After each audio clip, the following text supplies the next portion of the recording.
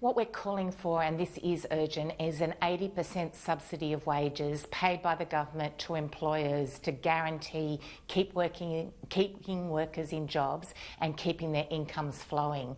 This is critically important, and we've seen it happen around the world. So we're calling on Scott Morrison to act today to introduce a wage subsidy. Do you think he will?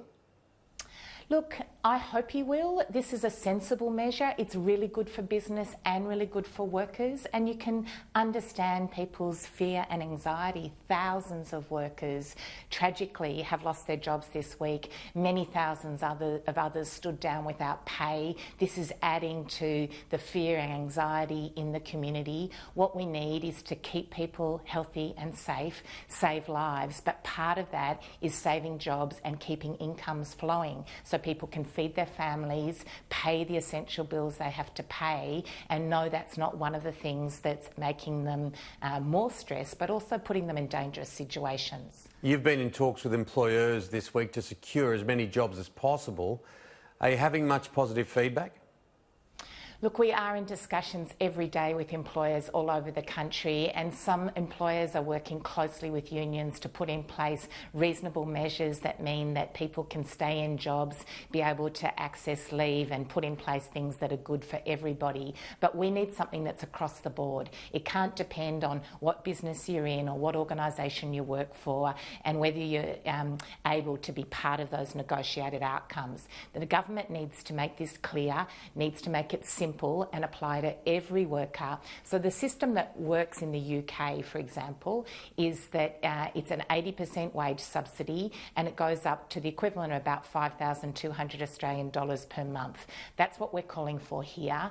We've seen it in New Zealand, we've seen it in Denmark, in Germany, in France, in the Netherlands. We think the Morrison government can do this, and there's no reason for them not to act quickly.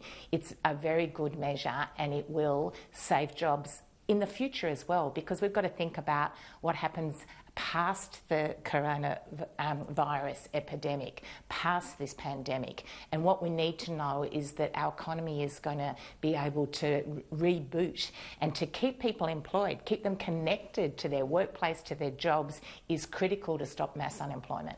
The word vulnerable has been used a lot, of course, in and around the coronavirus because our older population is so vulnerable. When it comes to economics, the vulnerable are those who have just lost their jobs. What is your advice to people at home in very difficult situations, husbands, wives, with children, and they don't know where the next check's coming from?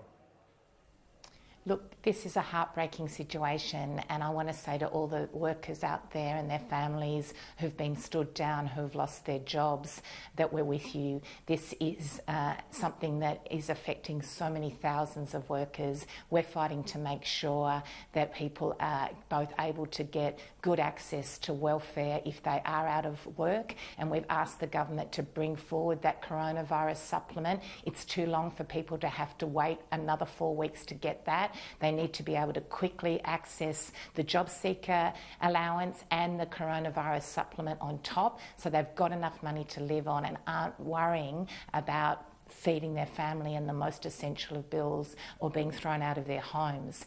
But also, of course, there's support that's available through this wage subsidy idea. So we are wanting to say to those workers at home that please know that the union movement is there fighting alongside you and with you to make sure that we've got a fair outcome that looks after you and your family, gives you what you need at this terrible time. And we want to be able to make sure that people can pick work up again as soon as we're past the worst of this pandemic. And I also want to say to those workers that are working, people who are keeping things going, like our healthcare system, like making sure there's food and stock in our shops, selling that to us, making sure that we still have garbage collected, making sure that we've still got the power on, people who've been teaching us, our kids in their schools.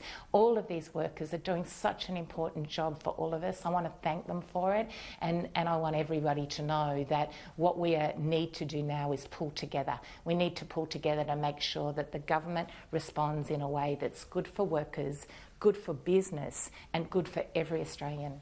Because there's nothing really comparable historically, is there? of what we're seeing now in the manner in which we're seeing it.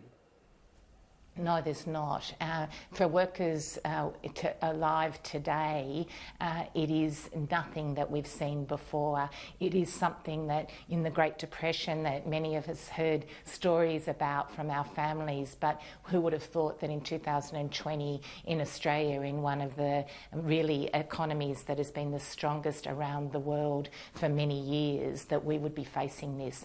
That's why we have to do everything possible to save lives, but also stop mass unemployment, because we need to be able to think about how we keep the economy going and how we keep it going in a way where workers don't have the stress, whether they're in work or out of work or being stood down, of worrying about the basics of life. And that's what's causing the stress. People are worried about their health and the health of their loved ones, but really concerned to make sure they can look after people in their family by paying for the essentials of life.